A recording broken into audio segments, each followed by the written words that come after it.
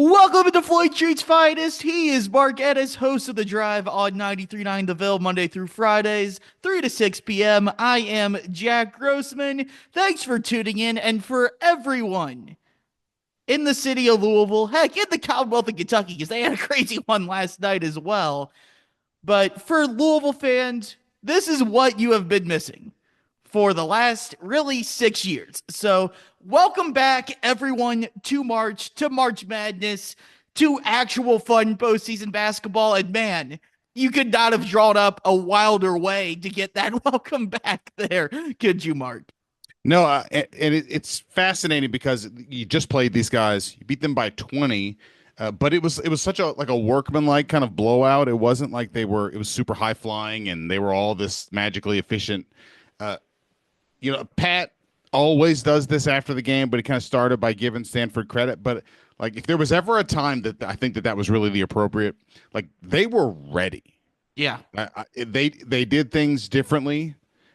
You could tell this time they were like, hey, the game plan, if Reyne Smith's not going to be here, is we're just going to kind of double and blitz Chucky Hepburn and make other people do things. And just about everything Chucky got was as the second step instead of anything primary at all in this one. And I thought what maybe should worry them at least a little bit is just how ready Stanford was for what Louisville was going to do. The anticipatory turnovers that they forced, like over even on the last possession, where Waterman fouls with the and one to let them tie, like they were ready for what they were going to do there. They sort of goaded them into some turnovers and stuff. And I think that should cause them a little reflection. Like this might be what people do if Reyne Smith can't go going forward. And, comebacks are totally eye of the beholder. You can be thrilled that they dug out of it, or you can be not thrilled that they had something to dig out of.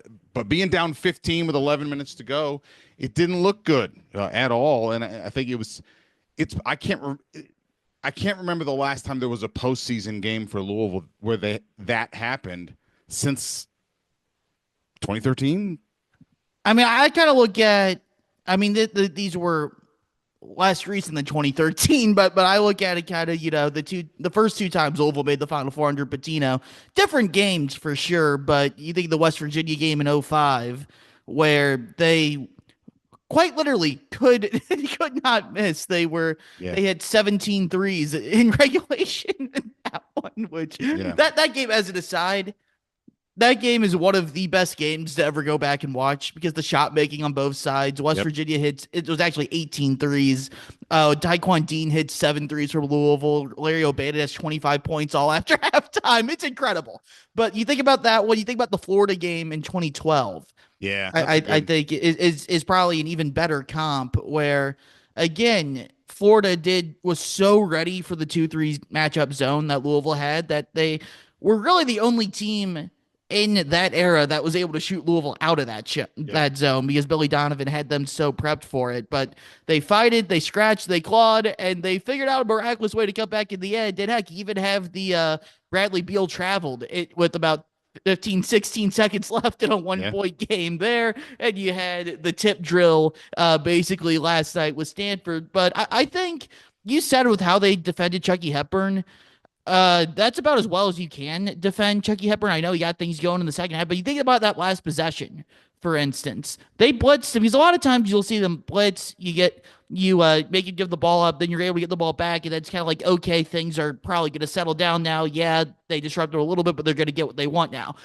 To have the balls and the guts to blitz them a second time, and I think, as you said, because Reyne Smith isn't there to be that valve, yes, Edwards can still knock down shots. Yes, Hadley can still knock down shots. Waterman hit a couple shots yesterday, but it's still one less guy that you're really fully worried about on the perimeter, where it allows you to be more aggressive defensively. It allows you to send a second blitz to where, again, I think I almost said Clemson, but Stanford defended that possession about as well as you could have. You forced someone other than Chucky Hepburn to shoot the ball. You forced a tough, contested mid-range jumper, and you even got the rebound. You just it was unlucky for them, very fortunate for Louisville, but that's one of the plays that will go down to Louisville history now. Is Chucky Hepburn getting that bounce and hitting a buzzer beater. That's how March works sometimes. And sometimes you're on the wrong end of it, and Louisville was on the right end of it last night for sure. Yeah, and you get people that say like, luck is the residue of hard work and stuff like that. You watch that play, uh, after timeout stuff has been great all year. Yeah. And Pat got on that one. You ended up with Edwards having to shoot, a pretty low percentage shot from deeper than even he's really good at. Standing still, he's really better as kind of a step back 3-point shooter. Right. But James Scott Lieberman, your usual guy here, constantly talks about the car crash and getting in position for a rebound and that sort of thing. That rebound gets punched out to Hepburn because James Scott's in good position to sort of reach out and just punch it out of the guy's hands because he fought to sort of be in position there on that rebound. Chucky is paying attention but staying where he needs to be, and the ball comes right to him. Like, all these guys who don't have the ball doing the right thing ends up with having the ball, being able to do the thing that helps them win the game. And it's kind of how they've been all year. And you mentioned Waterman. Like, he was good last night. People have been kind of killing him this year at times because he just kind of looks floppy sometimes. I think it's how he looks more than anything else playing. I really do. But we've been trying to tell people, like, there will be a Waterman game. And I'm not sure if this was the Waterman game, but like what they got from him was vital last night. He played, 33 minutes last night? Yeah. Got them going, hit a couple of threes. Like, they're trying to, on the aggregate, recreate Reyne Smith's production without him being out there. And Waterman playing like that, like, that's a great sign for them. And Stanford and Clemson are similar in being built to be more. I think they're more plotting. They're taller. They're bigger. I would expect this one tonight to be a whole lot like this one last night. And again, I just think digging out of this stuff, it's totally about how you choose to look at it. Are you more worried that they were in that situation, or are you elated that they dug out? I think the mental toughness of these guys has been incredibly encouraging all year. And even when I think fans kind of are like, oh boy, I can't believe it's going to be like this. These guys have dug out of this repeatedly. They've gotten down like this multiple times. Although it was kind of fascinating to hear, like, it really was the first time they'd been down at halftime. Yeah, that's what I was gonna say. It's like it's been a while since they've really been in that spot. I mean, you kind of got to go all the way back to like the Kentucky game. Yeah, when Kentucky really started hair on fire in that one, and they battled back into it, and they had real chances in that game, even though they didn't end up winning that one. But yeah, they've played from ahead so much this year. I think moving forward, it might be a good reminder that, hey, you guys got to be locked in from the get-go here. And you look at, because now things get real very quickly with Clemson. And then if you move past Clemson, yes, Cooper Flagg probably isn't going to play in that game on Saturday, but you're either getting Duke or you're getting North Carolina, who's playing absolutely desperate right now. Yeah. So things get incredibly real, incredibly quick. So I think this is a good wake-up call for Louisville to say, okay, this can't happen again now, because not to slight Stanford, Maxine Reynaud's an absolute stud, but that game changed fundamentally when it's a 15-point game and he picks up his fourth foul with 12.5 minutes left. It's not a coincidence that when he goes to the bench in foul trouble, and yes, I know he wasn't on the bench very long, but when he came back, he couldn't be as aggressive. He ended up fouling out later. That was really... On the defensive end in particular, like they were able to sort of... I mean, I'll give them credit. They went right at him. Once he gets the fourth foul, you can tell we're going to put him in these pick and rolls, and it almost sounds redundant for probably almost every show you've done this year, but like, thank God for Chucky Hepburn. Right. Just the guy is more than anything else. I'm always in awe of the guys in these moments who are not afraid of like a low percentage kind of play. And down the stretch, for a couple of the lobs that he threw, the one basically like Reynaud makes the right read. And he just sort of makes a motion like he's shooting, but it's a lob to Scott, and it's just enough for him to get it and dunk it. And then I think 2 possessions later, a no-look pass to Hadley under the to basket. Go 5. Yeah, just those things. Like, you get 2 points for it, but you get more than that when the other team is like, damn it, he sees everything. Yeah, I mean, that stretch too, because the play before the Hadley pass, that was out of a timeout, tie game. And you talked about how good Pat Kelsey's been drawing up ATOs all year. Yeah. And usually it's going for Reyne Smith. You don't have Reyne Smith, so he draws it up for Chucky Hepburn instead, and he draws a wide open three. And Yeah. those two buckets, until the end there, where they almost gave it all away, it Yeah. kind of looked like it was It looked going like to they were be. booming them and kind of Yeah. rolling this game away from them. And instead, you get that play. And I think this is like the least sports radio thing you can do, but like props to both of these teams for like the down the stretch of that game. Because it would have been easy for Louisville to just pack it in and be like, let's focus on the tournament and get Reyne Smith healthy when they're down 15. But they incrementally fight their way back into this. And then Stanford, like, it wasn't like it was a 15-0 run that ended. It was a 28-8 run because there were. I think it was 36-13 at one point. Yeah, like but there were multiple possessions where Stanford hits huge shots. Reno has that moon ball. You get a couple of the corner three, some sellers, like, and it was like. They had times where it looked like maybe they were run stoppers, and you would have understood if they're like, all right, we're going to be okay. And Louisville didn't be like, dang, man, we are never going to dig out of this hole. Like, both teams punched all the way to the very end. It was Great ball. Yes, yeah. And it was what we missed around here, where it's like, this is marginal possession for possession tournament basketball. And I'm glad, like, I hadn't really even thought about it, but the 2012, that Elite Eight game of Florida is a great comparison there, where you could have been despondent by how well it was going for the other team in the first half, and instead just grind it out, down the stretch there. There are things that are worrisome a little bit about the fact that they were overconfident to start the game because they had just blown this team out by 20. Or just unmotivated. I'm not sure, but even Pat took to the podium and was like, they played harder than us for the first half. And that's not great. That's not great. You don't want to hear that.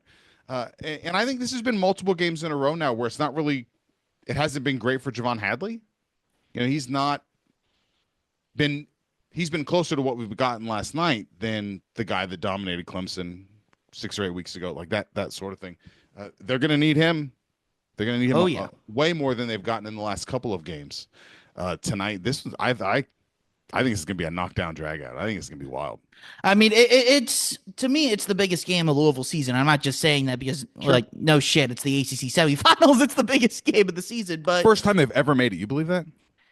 Yeah, I can because, well, one, they've been so bad the last 6 years. But I mean, I think it's the second time Louisville's even gotten a double bye in the ACC tournament, because they got it in 2015, their first year, and they lost to Carolina and Marcus Page. When you think about, I mean, on a separate note, how far the league's fallen, you had North Carolina with Marcus Page, Kennedy Meeks, Isaiah Hicks, Justin Jackson, all those guys. And they even didn't 2019, that final with the Zion teams and the Kobe White Carolina teams. Yeah, but my point is that 2015 Carolina team, of all that talent, didn't even get a double bye. They were the 5 seed.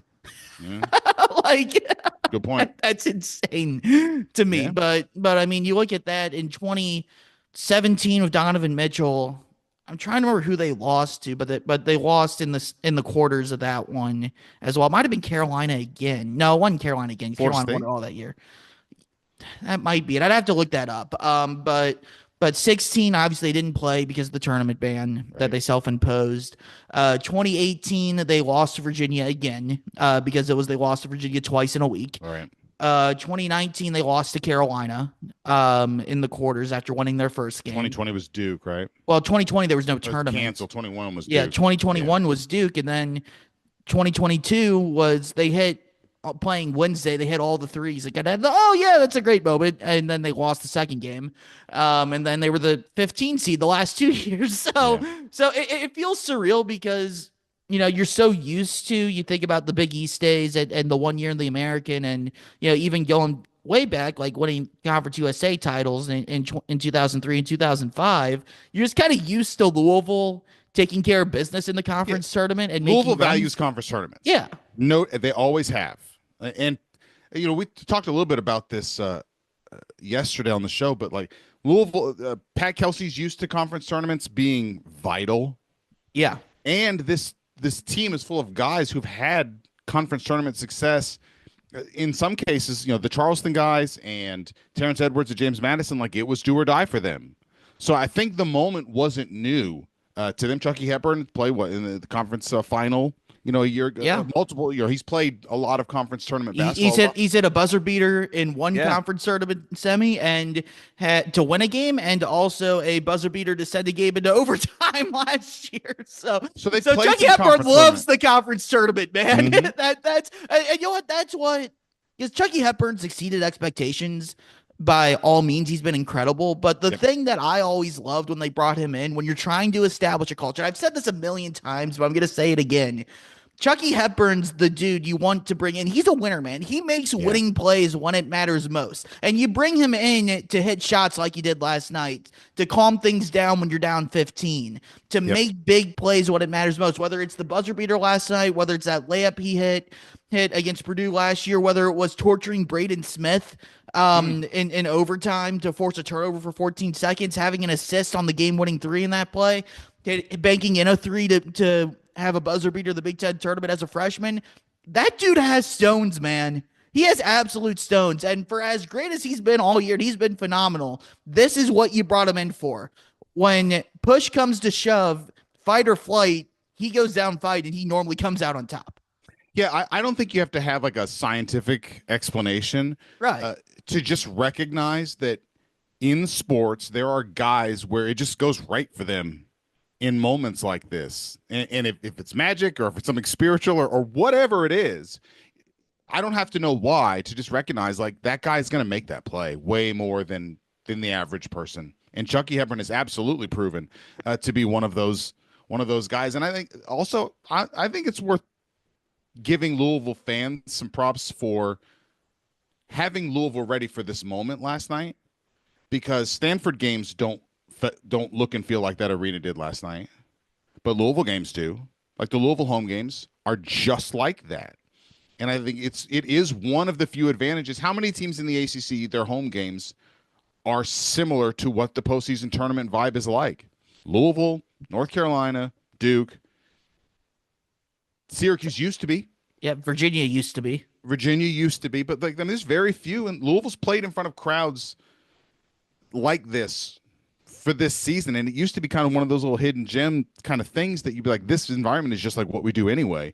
And I felt like they weren't overwhelmed by that moment at all last night, and it was fun to kind of watch that crowd grow over the course of that game, to where it just really felt like old times kind of down the stretch there. I in the end, I choose to view the game as largely positive. I do too. The only thing that matters is winning, and it doesn't scratch, claw, bite, whatever you got to do to win. It's good to see them have to play a game like that. They haven't had many of those, in the conference play this season, in that setting where every play matters. And I think it was good to see. I never saw a hanging head, even when they're kind of getting dogged. Like, it wasn't like, shucks, this is it's just not our night. And I just think that's always a good sign. And for guys to not be afraid to sort of take their shot, like Waterman, like, I just think it would be easy for him to be just past. And instead, like, when that shot comes, like, I've got to do this. And then it goes down, all of a sudden you're like, all right, this helps. Do you think they'll let Reyne Smith try and play? I was going to ask you that question because I was hoping you would know. I was hoping you would know something more than I do, because I'm just, Well, it is okay. So last night, I think, was the first time that Pat's acknowledged that it's a high ankle sprain, which is different than, say, what Cooper Flagg had, which is like the mother of all low ankle sprains. The high ankle sprain is that tendon that connects those two bones instead of down kind of in the joint. It takes longer. It's really limiting. Sometimes you can have a quick surgery. I think what do they call it? Bow tie surgery or whatever. They sort of reconnect it. But they could really use him. Yeah. There's nothing to save him for. And yeah, I think you'd love to at least get him out there somewhere before the NCAA tournament, just to sort of, so that that's not his first game back. But I'd be surprised if he plays tonight. I think he was just cleared to play yesterday, but I know he wants to. And again, there's really nothing to save him for. I think if he can play, I think you let him at least try and get a couple minutes out there just to be out there. Yeah. Because I think you're seeing teams defend Louisville. They're a lot more comfortable kind of sagging and like we watch, right? Like the late January through February, teams freaked out about Reyne Smith. you talk about blitzing, like freaked out, and everyone just I think enjoyed all of this free space, and you're getting a lot less of that now. And they don't have a bunch of guys on this roster that can scorch you like off the dribble. They kind of have one. Chucky and Edwards, which Edwards was great last Edwards night. is even more of like old man angles and stuff. Yeah. It's not like he's super fast or like a high flyer. But Reyne, with just how scared you are of him having any room at all to shoot, like that's its own way of creating space for everybody else. And I do think they miss that a lot. Right. I mean, when you think about what makes Louisville so good offensively, it's the pace and the ball movement and all that stuff, but at the end of the day, it's the threat of people knocking down shots. Yep. And when you take away the dude who is far and away the biggest threat to knock down outside shots, you're going to feel that everywhere else. It just constricts everything for you defensive or offensively. And you look at that, like even if it's just a few minutes, that can help relieve them a little bit. You do wonder, Reyne Smith wasn't the best defender in the world even before the injury. If you're Clemson and Reyne Smith does come out there, even if it's just for a limited amount of time, I would expect them to just attack the crap out of him defensively. That would be a really big challenge on that front. But Clemson's not great at that either. Right. Like they're not super quick. They're murder ball kind of, run the ball and kind of a team too. Yeah. I would be way more worried about Reyne Smith against North Carolina. Yeah. Than I would because those guards, Clemson. man. Yeah. So if you could get him, if you could get say 8 minutes. Yeah. Yeah. That's it. 2 4-minute stretches out of him just to let some guys breathe a little bit. I think it would really help you. And just to have, say, in those 8-minute stretches, I don't know how many possessions could you get? 9, 10, 12 possessions Something in like there. that. Where he's out there and you get to run your offense with the space that he just sort of inherently brings. It would probably help. Because it's not even if he's knocking down shots, because like you've said it, just being there, the threat of him out there opens up so much other stuff for Louisville. And you would love him to get a look or two just to try to knock the nerves out, knock the rust out, and just get that part of it out of it. But even if it's opening up a lane for Chucky or a dribble handoff to where you can get Scott a lob or try to get Hadley going a little bit or get Hadley a little bit of extra rest, because maybe one of the reasons why he hasn't been as effective lately is because he's having to play even more minutes because Louisville's basically playing a 7-man rotation. He's having to take a lot more of that on without. And he's getting 1.5 defenders now. Yeah. A lot of times because people know when he turns back to the basket, like when we like he's on that baseline in the short corner. You can't go one-on-one that with Reyne Smith's. You can't double him with Reyne Smith's on the near side there. You can't do that. You can do that if it's Traore or Noah Waterman or Connie Roos. It's not a slight to those guys, but they just aren't the threat that Reyne Smith is from behind the arc. It really is a testament, though, to like the brain power that went into assembling the roster, to where you have the guy who has the most dunks in the ACC, and you have the guy who has the most made threes in the ACC. Like that's having the leading rusher and the leading receiver. You know what I mean? Like that's what you're supposed. And then you have Chucky. Like that's what you do. But overall, I would encourage fans not to be the kinds of fans who focus primarily on the worrisome part of that. By the way, I just realized that as we're doing this podcast that I'm signed in as my fiance. Yes, you are. So I am not Angela Becker. She's wonderful. She'd love to talk basketball with you, but that's not me. I did. Here's the great thing. No one would have known because like you'd be cropped out of that just because I kind of zoomed in at every on the back end. But now everyone knows that you are Angela Baker. So Angela, thank you for coming on. We'll change that soon enough. I can at least get the last name right going forward. But Angela Ennis, that sounds good. It's coming. It's coming. Love it. But looking at this Clemson game, like I said earlier, I think it's the biggest game of the season, not just because ACC semis, all that stuff, but you're looking at where Louisville's situated in terms of the bracket. I think, don't quote me on it, but I think they've done enough now because it looked a little tenuous there the last week or so, especially when Gonzaga won the WCC. They're moving up probably out of that 8-9 game. But I think Louisville's done enough to stay out of the 8-9 game now, which is very, very paramount in terms of trying to make an NCAA tournament run. We talked about that on the drive yesterday. You're looking at other teams. You probably want UConn to lose at some point. The good news is Creighton and UConn are both on that 8-9 line, so one of them are going to lose in that game today. But but you're looking at hopefully a 7 at the lowest, unless something crazy happens. But now you have a chance. Can you climb into that 6 range? And you look at Clemson, who's 22nd in the net right now, and they are your best one of the year, that one at home. If you were to add a second win over Clemson and one on a neutral site, Yeah. that would give you 2 wins over a team that is a virtual lock to be in the field. And you look at where Louisville's at, 'cause I kind of compare them, Mark, to, kind of teams that are in this similar bucket. You could honestly go on the seed list from like Clemson to Mississippi State, and that's like 5 seeds to 8 seeds there, and everyone's just jumbled up.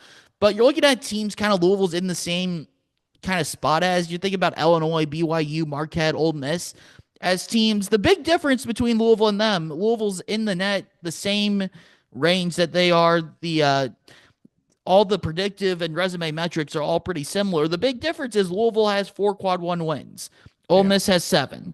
Marquette has 6. BYU has 7. Illinois has 8. And not only do they have more quad 1 wins, they have higher end quad 1 wins than Louisville does. Yeah. Louisville, and again, I know I'm saying a little bit of what I said on the show yesterday, but different audience. I feel like it's worth repeating.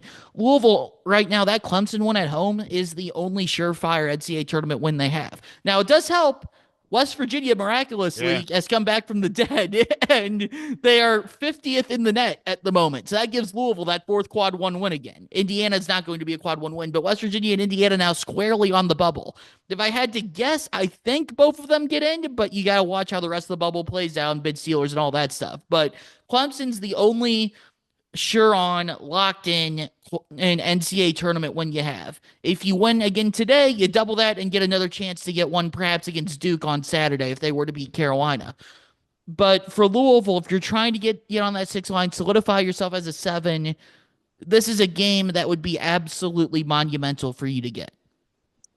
I think everything you just said is totally right mathematically, but I also think like scrounging to avoid, say, the 7 line, or you're like saying, hey, it's great that you probably have played your way off the 8 line, Right. but we're talking about a year where there's 7 1 seeds. Like, Yeah, I think I'd rather play. I would rather avoid Houston and Auburn and Sure.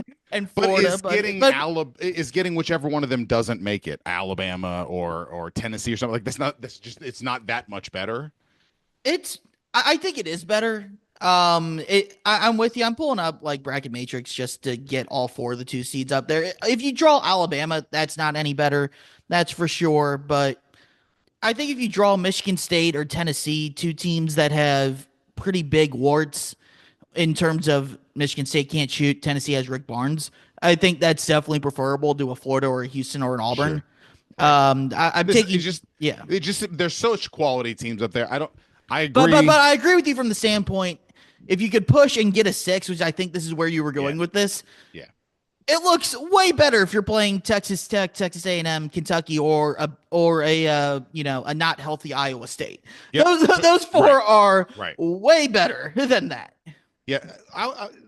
Along these lines, I wonder what you think about this. I have been put off by what feels like an overemphasis in whatever goes into the net on merely having played good teams. And I feel like South Carolina is like the ultimate example of this. In calendar year 2025, they have 2 wins, and they are still in the top 100 because all they do is lose to really good other SEC teams. And I feel like if that's your outcome of whatever the formula is, and we know they keep it secret, like whatever it is, you should have to adjust for a team that, like, you're not good just because you're getting beat by good teams. You're not. There can't be a formula where a team that's 12-20 is a top 100 team. There can't. That's fair. I think my bigger issue is how the quad system is set up. Okay. Because I love the idea of, like, obviously it's harder to win on the road or on a neutral court than it is at home. Suck it, Lock. But yes, but the idea that beating the 74th best team in the net is the same as beating the 28th best team at net at home is absurd to me. I agree. Like you look at, take Indiana, for instance. One of their 4 quad 1 wins is Penn State on the road. Penn State, I think, didn't even make the Big Ten tournament. Like, you're telling me that's a quad Yeah, one win? I mean, yeah. come on, guys. I mean, seriously. So, But by that but logic, so I think my big tweak, because the issue is because South Carolina, like Arkansas, for instance, loses at South Carolina, only scored 14 points in the first half. That's an absolute embarrassment by every means necessary, except for the net, because South Carolina's at the top 100 of the net, and because it's so out of whack. That's only a quad two loss. So right, that didn't really hurt right, Arkansas, which is right. ridiculous to me. So what I would rather see is right now 1 through 25 is a quad one win, 1 through 50 on a neutral court is a quad one win, 1 through 75 on the road is a quad one win, and it's staggered like that for quad two as well. I can pull that out. I would rather see quad one be 1 through 30 at home be quad one, 1 through 40 at on a neutral court be quad one, and 1 through 50 on the road be quad one. I think that is a much better breakdown of okay, yes, we're still rewarding you some for beating a team on the road because that is much harder than beating a team at home. I give you that, but it's not the drastic way Yeah, of that. And then you could keep filling it on the back end to where, because right now quad two games 31 through 75 are home, 51 through 100 are neutral, 76 through 135 are away. You could set it up to where at home, 35 through maybe keep that as like 35 through 60, 41 through 70, and then 51 through 90, just doing blanket math off the top of my head there, yeah. to where instead of a road game, like, I'll take it this way: Louisville's big embarrassment on the year is losing at Georgia Tech. That's a quad two loss because Georgia Tech's 107th in net. There's no world where that should be a quad two loss. I'm sorry. It just Yeah. shouldn't be. So I think that would be a better way to kind of evaluate teams from that standpoint instead of how it's set up right now. To where, yes, I agree with you, South Carolina shouldn't be in the top 100. They've won 2 games since the new year, but it rewards you a lot for playing games close and looking at a per possession basis, and they've come really close to knocking off Alabama, Florida, some A&M, some of these teams, to where it's like, okay, that's really helping the net because they're really performing above where they're expected to. Is kind of how that happens, even though they lost the game. Which again, I don't agree with. I'm with you, but I think if you fix how the quad system's set up, I think it alleviates that a little bit. Because that's not the only place we see that, because we see that in Ken Palm and Torvik KenPom, as right? well. Yeah. Yeah, where what Gonzaga's going to be an 8 seed in their top 10, 10. 15 or Yep. whatever. Yeah. Also, I think it's worth at least having a conversation. If you feel like you can sort of, not you, but like just theoretically, if you're the net, Mr. Net, and you want to defend yourself here, is it really representative of what we're using it for? For like, there's no denying that like the primary reason we're having this conversation is because the SEC kicked everyone's ass in the non-conference. But the non-conference was 4 months ago. And basically what the SEC did by scorching the ACC in particular in the non-conference is locked itself into being criticized by anybody. Like, no one can penetrate the bubble because they beat everybody in the non-conference. But which of these teams come March are those teams now? Like, Louisville got smoked by Ole Miss and Tennessee. They're not even close to who those teams are. I don't think Ole Miss and Tennessee are close to who those teams were back then. And I think you can make that case about a lot of teams. Here's my thing with that. I agree with you, but again, I think the issue is less with the net itself and more how college basketball is structured. To where Yeah. I'm pushing for, like, this year we saw Illinois and Duke play in late February. You want Last interleague year play? I want interleague play later Yeah. in the season. I want out of Me too. conference games later in the season. I want, more than anything in the world, the poster boy of that to be Louisville and Kentucky playing in You beat me February. to it. Yep. Yep, that's I mean, that is the game where you look at it and say, okay, what's the biggest problem with that rivalry right now? It was better Football. this year in, well, yes, but Football season. No, I'm serious. yeah. That's the problem. They Yeah. play when people are still very much in football mode. And just imagine if college basketball scheduling let like the non-conference rivalries, Illinois, Missouri, like play in January. Louisville, Yeah. Kentucky play in January. Like that sort, like, one of the reasons Duke, North Carolina really have benefited is they don't play till football's done. Yep. Let's see what people think of some of these other rivalries if we could get some of that. I'm with you. And I think that would be great for the sport to see games Yeah. like that played later in the year. I think it would be things that I think that would be something that would really help, compare teams out of different conferences later in the year. And I think it would be better for the sport, hands up, in every way possible. If you did a little bit more what football does. You think of, college football, rivalry weekend. The ACC and the SEC teams are playing each other on Thanksgiving weekend. That's not conference games. You don't hear, because I know the big pushback. I've talked about this with Coach Lieberman in the past, and he's always like, "Well, you're so focused on the conference." Well, there's years where two think about if Florida State's in the ACC title game, you think they're not going to get up for Florida, or they're going to take their mind off of playing in the ACC title game? They're still not going to be able to focus up on that one just because they're playing a rivalry game the Saturday Yeah. before? No, it's asinine. You're able to jump back and forth and worry about a conference tournament race and also go out and challenge yourself and Yeah. really help your NCAA tournament resume. You think about how much that would help Louisville this year if they had a setup like If that. they had a Duke Illinois Madison Square Garden game in February, but Yep. yeah, I totally agree with you on that. Yeah, think if they played Tennessee in February instead of November, Yeah. or Ole Miss.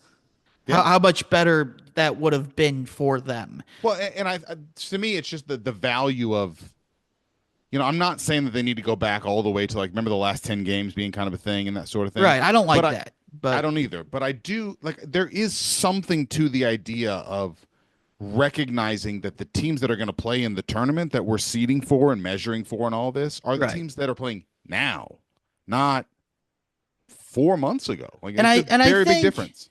all right, let's do this, because this is twice in a row this has happened, Mark, this week, where I got to figure out my Zoom plan because I'm paying to get more than the 40 minutes, and it's giving me the countdown that I have 45 seconds left Let's wrap it up. on it. So let's take a break. I will figure out my Zoom account later, but because that's kind of pissing me off at the moment, to be completely honest. But I will send you a new link. We'll keep going. Quick break. I'll switch to me. Finest. Yes. Angela Baker, Jack Grossman will be back here in a second. The best month of the year is here, which is why you need to know that we are now partnered with BetMGM. We'll be using BetMGM lines to make all of our picks, and we'll have special offers for the listeners and the viewers of the Field of 68 all through the NCAA tournament. If you haven't signed up for BetMGM yet, you can use the bonus code FIELD, and you will get up to a $1,500 first bet offer on your first wager with BetMGM, regardless of whether or not that bet hits. Here's the best part. All you need to do is deposit and bet $10 of your hard-earned money. This is how you make it work. Download the BetMGM app and sign up using the bonus code FIELD. Deposit at least $10 and place your first wager on any game, and you get up to $1,500 in bonus bets, regardless of the outcome of your bet. Just make sure you use that bonus code FIELD when you sign up. Most importantly, we do have some fun stuff coming for the conference tournaments and especially for the NCAA tournament. Bet insurance tokens, college hoops odds boost, and what I love the most, a nice parlay boost for anything you could possibly imagine betting on in the NCAA tournament, from odds and getting an at-large bid to Final Four futures to the highest seed to make to the Sweet 16. I'm calling it right now. BetMGM is the king of the prop bet for your March Madness needs. So go download the BetMGM app, use the code FIELD, and sign up today. And while I've got you, a quick request: the best way to support the Field of 68 and our content you get for free is to engage with us. Rate and review the pod, like and share the YouTube videos, tell your friends about us. It helps in a world where the algorithm is king. And now, back to the show. Welcome back to Floyd Street's Finest. That is not Angela Baker. That is Mark Ennis now. I'm Jack Grossman. Mark hosts The Drive, 93.9 The Ville, 3 to 6 p.m. every weekday. There, you can find him on there at Mark Ennis on Blue Sky and Twitter. I'm at Jack Grossman 97 on Twitter, at Jack Grossman on Blue Sky. Like, subscribe, do all that stuff that I should have said at the start of the show. YouTube, Spotify, Apple Podcasts, however you are consuming this podcast. And Mark, you will appreciate this. The reason my Zoom account was so screwed up, and I feel like the listeners who remember me from the ESPN Louisville days will get a crack out of this, is because it was on my old ESPN Louisville account So you weren't signed into the right one either. I was not signed into the right one either, and it was the account that I used. Did you? If this is way inside baseball, I used to produce Dan Issel and Mike Pratt, rest in peace, their show. And I had the premium Zoom account so that Dan from Denver and Mike in Louisville could Zoom with each Could other both Zoom during the in. show. And I love Dan and Mike, two of the greatest people I've ever met. But I was the one that had to set it up for them because they couldn't figure out how to do it themselves, which is hilarious. But it somehow defaulted to that account. But anyways, We sound like Bill Belichick saying, like, can you include Jordan on all your emails to me? yeah. But where we left off, we're talking about we're talking about college basketball. You said, get rid of the last 10 games, or you don't want the last 10 games stat brought back, but there needs to be a way to balance it a little bit better. I think the answer to that is non-conference play later in the year. But I do have to say, you do need to value those games early on in the season. And I think having conference games is the way to do that, because that'll impact the, ACC tournament standing stuff like that early in the year, and that could be your way to kind of impact things, because you want people paying attention to these games in November as well. And you think about what's the greatest time of year for college basketball other than Champ Week and the NCAA tournament? It's Feast Week. And they're kind of killing Feast Week anyways, because Maui's not going to be good anymore. Atlantis isn't going to be as good anymore, and that's depressing. That's a topic for another day, but it's still going to be a big deal with the Players Era thing and kind of the one-offs that we're getting. You want those games to still matter. You want the big time home and home series early in the season. Those games need to matter, because if you're just going to say, well, we only care about the last 10 games, what's the benefit to actually going out and challenging yourself instead of playing 11 cupcakes and just racking up a bunch of wins? So you do need to value those games early in the season. I'm happy that they do value those games. I think we'd see better games early on in the calendar year, or in the season in November, December, because of that. But I'm with you. A lot of these teams, West Virginia, for instance, in the Big 12, or Oklahoma, or South Carolina, are not the same teams that they were early on in the year. Or Indiana. Well, I would argue Indiana's actually been better, even though they crapped the bed yesterday. But no, they're a whole other mess or thing. But Indiana, one of the reasons if they get left out is because outside of Atlantis, they did absolutely nothing. They're non-conference scheduling, and I think that's an example where they could be punished because of that. And if they do, I wouldn't blame the committee at all for doing that. No, I'm with you entirely on that. I don't want to create a disincentive to play these games. I'm asking for kind of the Goldilocks zone of rewarding playing them without rewarding merely playing them, right? Right. How can we? I don't think South Carolina should happen. Like it can't be. Like, you have to get when you put all your information in and it spits out that they're a top 100 team when they're 12-20. Like, that can't happen. But you also can't have like the games that the Big 12 was playing over the last couple of years, where let's play sub 250 teams and beat them by 40. That doesn't mean you're good either. I totally agree with that. So trying to find some sort of a balance. I agree with you. I think you answer the chronology question. If you marble more conference games earlier and non-conference games later, totally agree with that. And I don't think anybody loses by doing that. So I'm not against that. And if you wanted to make a case for tinkering with the tiers of what qualifies as which quad and that sort of thing, I'm all ears, for that too. Basically, what I'm hearing is, Dan Gavin, if you need a special assistant and you want to give me a lot of money, consultants make a ton of money. Please. I love my job. I'm in a great spot right now, but it could be a side gig. Yeah. No. I'm saying, if you, I would. Dan Gavin. He's a Big East guy. Yeah, Big East guy. I love the Big East. Which, by the way, that conference tournament, it's still the best conference tournament. I know. DePaul last night. And DePaul and Grady dialed the hell into it. Was Marquette Xavier yesterday? Yep. Dwayne Wade's front row, and I'm just like, God, where is that? Yeah, I know. What conference tournament you were mentioning, like bid stealers and that sort of thing? It's been a blessing for everybody who the power conference bubble teams. There have not been a bunch of those bid stealers. There's still a lot of time though, because you look at up to this point. Yeah. The power conferences, it looks like, is the Big East, as you said, the semis of St. John's, Marquette, Creighton, UConn. That's what you wanted if you're on the bubble. You look at the ACC too. Nobody's doing anything weird. Yeah, well, Carolina's the one where you're looking at because we talked about it on the drive yesterday, but I am of the belief that unless Carolina wins the ACC tournament, they do not deserve to get in.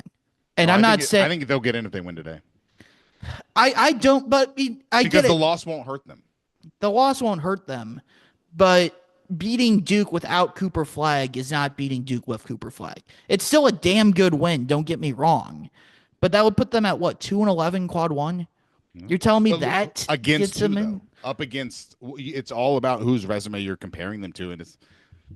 I hate to do the proverbial historically weak bubble, but like there aren't a bunch of. I don't teams. think the bubble's historically weak though this year. And I'm not just saying that as someone who went to Indiana, who and they're squarely on the bubble. But you look at what the bubble teams have done this week. I mean, Texas is not in unless you're Joe Lenardi right now, and they've beat Texas A&M in double overtime and smacked Vanderbilt this week. Oklahoma got a big win over Georgia. Arkansas has won a bunch of games. Carolina, as we said, has won a bunch of games. Hell, Indiana's won 5 out of their last 8, but Colorado State's on fire. Boise State beat San Diego State last night. Bubble teams are winning a lot of games right now.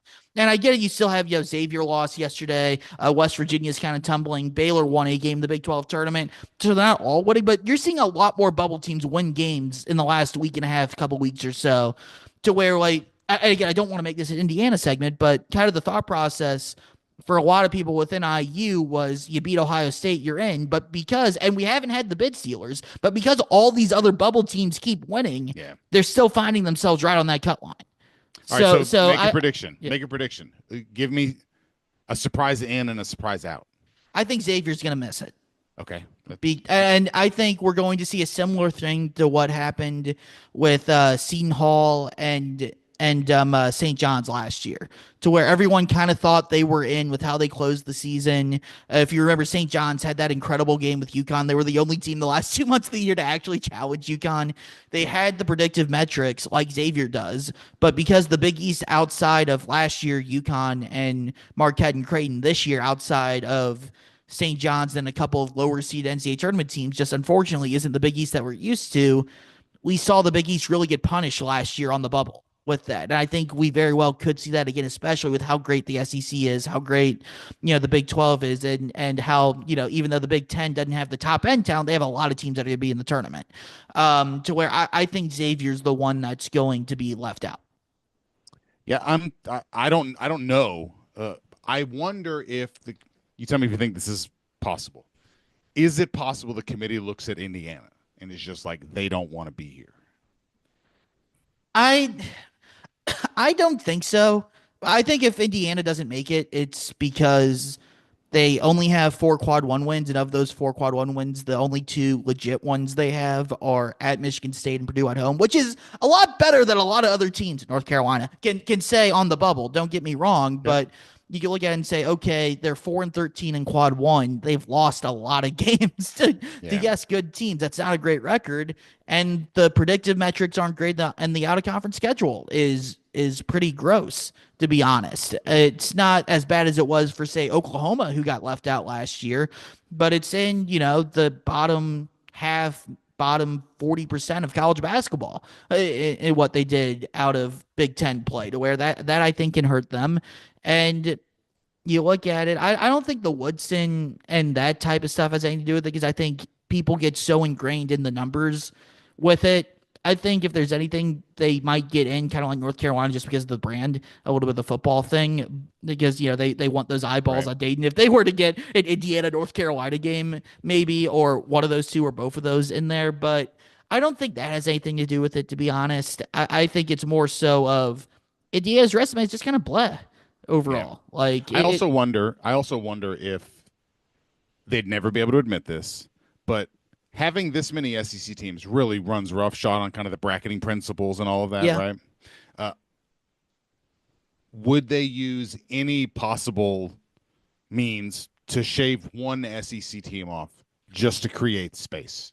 No, somebody because like Texas or Vanderbilt or something. Here's where I go. I'm a little conspiracy theory on that. They won't do that just because Sankey will then go all hell breaks loose and expand the tournament. I saw the eye roll. I'm right there. I hate him so much. Yeah, I do too. But I think Texas is an interesting case. I think they need to win again today. Okay. I think they can get in where they are right now after beating A&M yesterday, which that was an incredible game within itself also. double overtime thriller. But if they lose today, they're 19-15. How many 19-15 teams make the NCAA tournament? Not a lot. It's a tough sell for me. But you look at kind of everything else with them, and they're 7-10 in quad one. They do have 4 quad two losses, so that hurts them. And they played 7 quad four games. You're telling me a team in the top 3 quadrants with a record of 12-15 gets into the NCAA tournament? Because I know that's a stat that people like to do. Is you chop off the quad 4 games and you just take the first 3 quads. 12-15, I don't know if that gets you in, even with the 7 quad 1 wins. That's a tough sell for me. But if you're comparing them again to North Carolina, 7 quad 1 wins against 1. Yeah. Like, that's not a competition. So to me, the quad 1 wins is the base thing. Like, I know everyone has their own things. Like, I know Carolina's 35th in net, so they have good predictive metrics and that stuff. And that they had that last 10 stat. While they don't have any quality wins over that, they are playing better. The eye test, the jersey, and all that stuff. But I just look at every team on the bubble and I go, okay, Carolina's only one of note is a neutral court win over UCLA in December, where UCLA had to make a cross-country flight and led that game by 18 and absolutely pissed it away. That's the only proof you have that North Carolina should be a tournament team by the results on the court. Is a game they were incredibly lucky to win. I don't disagree with you on that. I just wonder about. Sometimes they have the committee will reverse engineer a decision, and I wonder if just Bubba Cunningham is the committee chair if you want to get conspiracy theories on us, but no more. But I think obviously beating Duke even without flags the best one they would have had all year. Yeah. But to me, and this is something to tie it back into Louisville again, if Louisville beats Clemson tonight and ends up playing and beating Duke tomorrow, how do you find that balance of whether Carolina in or out, or Louisville like trying to move them up to a 6 seed or beyond? How do you value, like, okay, that's the number 1 team, the net you beat, but let's be honest, and not to mention just flag, but obviously Malik Brown got hurt as well, but flag's the one that matters here. Yeah. How do you factor in that game when Duke would be less than 48 hours away from having to adjust to playing without a doubt the best player in college basketball talent-wise? He may win the Wooden Award. He's absolutely going to be the number 1 pick in the NBA draft. That, to me, it just doesn't carry as much weight as it would if they were fully healthy. And I don't know how you find that balance or what the right answer is there, but both for Carolina today and Louisville, if they were to play them tomorrow, how you accurately judge that, or if there's a right or a wrong way. I just don't think you can give full credit, though, on it. You're probably right about that. So let's do this before we get out of here. Yeah. Louisville Clemson tonight. Obviously, we talked about it earlier. I think Clemson's really going to pack it in defensively.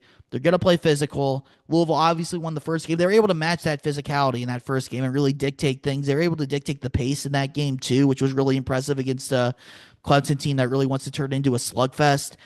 Can they do that again? And can they be as competitive on the boards as they were in the first game as well? Because Clemson's a really, really good rebounding team, really physical with Shefflin. Dylan Hunter also hurt for Clemson. We don't know if he's going to play today. He had a soft cast on after getting hurt last night. Chase Hunter, him and Chucky Hepburn is going to be really fun to watch. What are some things you're looking for in addition to the Reyne Smith stuff we talked about earlier for Louisville and Clemson tonight? Yeah, I'll start with the guy that was the star of the game last time. Is this a game where you can get Javon Hadley going? Yeah. And what will Clemson do to avoid basically like a second half of clear out and he's going to work you in the post, which is what they did in the entire second half of that game. Because Louisville only shot, I think, 29% from 3 in that game, and they still really controlled the second half against Clemson. It was, I think, the remarkable thing about the first one was they kind of beat Clemson at Clemson's game, and will they even try to do that this time? I don't know where Louisville's a lot different than that game, but Reyne Smith was 1 for 7 in that game. Like, he wasn't a big factor in that first one. So you'd like to think, if he's not able to go, like you manufactured it without him last time. But you had again, like we talked about earlier, you had the threat of him last time. Yeah, that's right. Yeah. That's right. Like, how will that make a difference? But if Hunter can't go, like, that's a big deal for Clemson. Yeah. But and that's honestly, that's kind of become the story of the ACC tournament. I mean, Flag and Malik Brown on Duke, Reyne with Louisville, Dylan Hunter now Yeah. with Clemson. Like the top three teams are kind of battered right now in Absolutely. there, Yeah. and that really mucks things up in terms of who's going to win, what we think's going to happen, and kind of all the tape we have on these teams for the previous couple months. Well, and can you get? I would say tonight, like in addition to Hadley, but Matt Cross ate them up last night. Good old Matt Cross. Right? I mean, you talk about development over a Yeah. career. Like he's not nearly the guy he was when he was here. But can you get can Terrence Edwards play that role tonight? Can he do that? I think he's probably the guy that's the closest approximation to that against them. And can Louisville keep another team off the boards? Like when they do, they win. Yeah. It's that simple. I think there's nothing magical about this. This is just straight up who can do the thing they're good at. But that's tournament basketball. Like that's the best part. That's what makes it great. Yeah. Exactly. So let me ask you this, because I've given my spiel on it a lot. Where do you think Louisville stands in terms of seeding wise? I don't think they can get up over 6. Even That's if where they I'm at. win. Yeah, I think they max out at 6, but maybe the highest 6. Say if they win the thing, they might reward them with like the lowest 5, but I'd be surprised at this point. So I think probably the highest 6. I think if they lose tonight, they're probably going to be like mid-7. They're going to be in that 7-12 or 7-10 game. Yep. And playing a 2 seed in the second round, if so. It might even matter like if they're beat, like is it like a buzzer beater, or do they like if they flop and can't dig out of it against Clemson? Like I think that they're probably going to get punished for it. So there's a lot on the line tonight for sure. Yeah, I mean, like I said, I think it's the biggest game of the year for Louisville, and it's going to be spectacular to see what happens out in Charlotte this evening for sure. Any thought on who wins that Duke Carolina game as well? Yeah, I think a lot of times when you have like an injury like that, like it's easier for a team to sort of carry that emotionally, like in the moment, and then the next day, it's a different chore. Also, Carolina now knows we're not going to face these guys. In game, Georgia Tech trying to adjust for what Duke was going to do without those guys. Like you can understand how they weren't able to take advantage of that. I think Carolina's probably going to win. Like they played way better against Duke, but that was the Duke that was at full strength, who looked amazing in the season finale. I didn't take the season finale where Duke handled North Carolina as much of an indictment on North Carolina. I think Duke was just probably the best team in the country, or playing the best basketball in the country. That's not who's going to be out there. And so I think Carolina will probably get this one in a way that doesn't really make you feel a whole lot better about them. But I think that they'll steal it. Yeah. Yeah. I mean, and I think that will be enough to where they end up putting him in, and I will not be happy if they put that Carolina team in. I'll be frank, and they'll honestly probably just repeat 2022 and just make me eat my words and all that stuff. Yeah. But you got to beat someone throughout the year, and I think they need to win tonight and tomorrow to get it. Which obviously then they would get the auto bid anyways. But I'm with you. Desperate teams, man. A desperate team is the most dangerous thing you can face in these conference tournaments, and we saw that with Louisville last night with Stanford, because they needed to win the whole thing to get Clemson got that from SMU too. Yes, they did. Yeah. And it's the hardest thing to deliver that final kill shot. And Louisville was able to do it last night at the buzzer. Clemson did against SMU, and that'll be the challenge for Duke against North Carolina today, because talent and desperation is a hell of a combo, and that's what Carolina has riding for them right now with that backcourt as well. So, Mark, really, really, really appreciate the time, my man. Always an absolute blast there. I know you're full bore with the drive. We'll be previewing that game 3-6 today, and we'll be back reacting to whatever Louisville ends up with the draw on Sunday night going into Monday next week as well. Always appreciate the time, my man. Anytime, buddy. Anytime. For Mark Ennis, I'm Jack Grossman. This has been